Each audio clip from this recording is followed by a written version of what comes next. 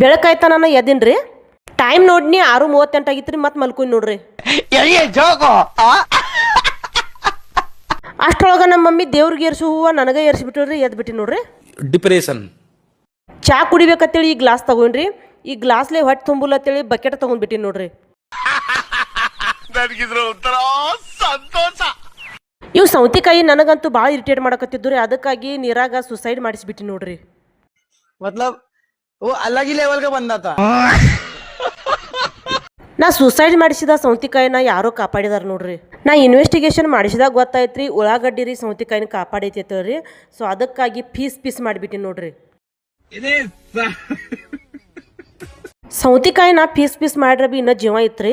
So ಆ ಕಾರಣ can ಮಾಡಿಬಿಟ್ಟಿನ್ರಿ. ಉಸುಳು ಮಾಡ್ಬೇಕಂತೇಳಿ ತಾಳೆ ಹಾಕಿನಿ ನೋಡ್ರಿ. ಸೌತಿಕಾಯಿನ ಜೀವ ಉಳಿಸಿತ್ರಲ್ಲ ಆ ಉಳ್ಳಾಗಡ್ಡಿ ನನ್ನ ಕೈಯಾಗ ಸಿಕ್ಕಿಬಿಟ್ಟಿತ್ರಿ. ಅದನ್ನು ಕೂಡ ಮರ್ಡರ್ ಮಾಡಿಬಿಟ್ಟಿನಿ ನೋಡ್ರಿ ಇವತ್ತ. ನಾನು ಕಣ್ಣೆದ್ರಿಗೆ ಶೂಟ್ ಮಾಡಿ ಸಾಯಿಸ್ಬಿಡ್ತೀನಿ. ಇರಿಟೇಷನ್ ಕಟ್ರಿ ಕಳ್ಸಿ. ಅಷ್ಟೆಲ್ಲ ಪೀಸ್ ಮಾಡ್ರಿ ಬಿ ಸೌತಿಕಾಯಿ ಮತ್ತು ಉಳ್ಳಾಗಡ್ಡಿ ಇನ್ನಾದ್ರ ಜೀವ ಇದ್ದು ನೋಡ್ರಿ. ಅವ್ರಿಬ್ರು ಮಂದಿನ ನೀರ್ ಹಾಕಿ ಉಳಿಸಿದವ ಈ ಕೊತ್ತಂಬರಿ ಸಾವುಕಾರ ಅಂತೇಳಿ ನನಗೆ ಗೊತ್ತಾಯ್ತ್ರಿ. ಆ ವಿಷಯ ಗೊತ್ತಾದಂದ್ರಿ ಈ ಕೊತ್ತಂಬರಿ ಸಾವುಕಾರನ ಬಿ ನಾ ಸಣ್ಣಂಗೆ ಕತ್ತರಿಸ್ಬಿಟ್ಟಿನಿ ನೋಡ್ರಿ. ಹೌದು ಓಕೆ ಗೈಸ್, ಇವತ್ತಿಂದ ನನ್ನ ಯಾರು ಫಾಲೋ ಮಾಡೋಲ್ರಿ ಅವ್ರಿಗೆಲ್ಲ ನಮ್ಮ ಮಮ್ಮಿ ಈ ಕಟ್ಟಿಗೆಲೇನ ಬಡಿತಾ ನೋಡ್ರಿ.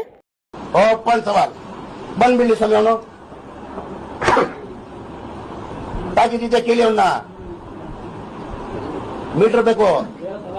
ಮೀಟರ್ ನಮ್ಮ ಮಮ್ಮಿ ನಿರ್ವಲಾಗ್ರಿ ಔಷಧಿ ಬಾಟ್ಲಿ ಹಾಕ್ಯವ್ರಿ. ಮಮ್ಮಿ ಔಷಧಿ ಬಿಡಾಕಿ ಐತಿ. ಏನು ಅರ್ಥವೇ ಆಗ್ತಿಲ್ವೇ ಈ ಕೇಸು? ಎಳೆ ಮಗು ಆಗಿದ್ದಿದ್ರೆ ಓಕೆ. ಏನಿದು ಏನೋ ಗೊತ್ತಾಗ್ತಿಲ್ಲಪ್ಪ. ಗೊತ್ತಿಲ್ಲ, ಅರ್ಥ ಆಗ್ತಿಲ್ಲ ನನಗೆ. ನಮ್ಮ ಮಮ್ಮಿ ಎಲ್ಲಿರ್ತಾರಲ್ಲ ಅಲ್ಲಿ ನಮ್ಮ ಮಮ್ಮಿ ಸೌಂಡ್ ಬಾಕ್ಸ್ ಕೂಡ ಇರಾಕ್ಬೇಕು ನೋಡ್ರಿ. ಇಲ್ಲಾದ್ರೆ ಆಕಿನ ತೆಲಿನ ನಡಿಲ್ ನೋಡ್ರಿ. ಈ ಕಟ್ಟಿಗೆ ನನ್ನ ಯಾರು ಫಾಲೋ ಮಾಡ್ಕೊಲ್ ನೋಡ್ರಿ ಅವ್ರಿಗೆ ನೋಡ್ರಿ. ನಂಗೆ ಫಾಲೋ ಮಾಡ್ಕೊಳ್ದವ್ರಿಗೆ ಲಿಂಬಿನಕಾಯಿ ಮಾಡ್ಬೇಕಂತೇಳಿ ಲಿಂಬಿನಕಾಯಿ ಗಿಡ ತಂದು ಹಚ್ಚಿದೇನ್ರಿ. ಇನ್ನಾದ್ರ ಲಿಂಬಿನಕಾಯಿ ಹತ್ವಲ್ ನೋಡ್ರಿ.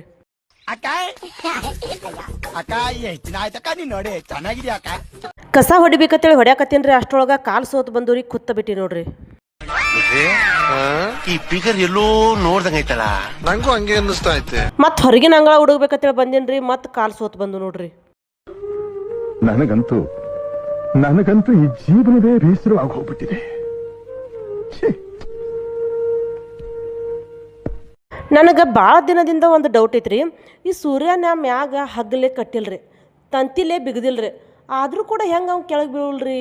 ರಾಮಾಯಣದಲ್ಲಿ ಬರೋ ರಾವಣನಿಗೆ 10 ತಲೆ ಇದ್ರೆ ಈ ಮಹಾನುಭಾವನಿಗೆ ಒಂದೇ ತಲೆಯಲ್ಲಿ 10 ಮೆದುಳಿದೆ ಅಂತ ಗೊತ್ತಾಯ್ತು. ಇವರು ಸಾಮಾನ್ಯ ಮನೋವೈದ್ಯರಲ್ಲ. ಅಮೆರಿಕಾದಲ್ಲಿ ಓದಿ ಚಿನ್ನದ ಪದಕ ಪಡೆದವರು.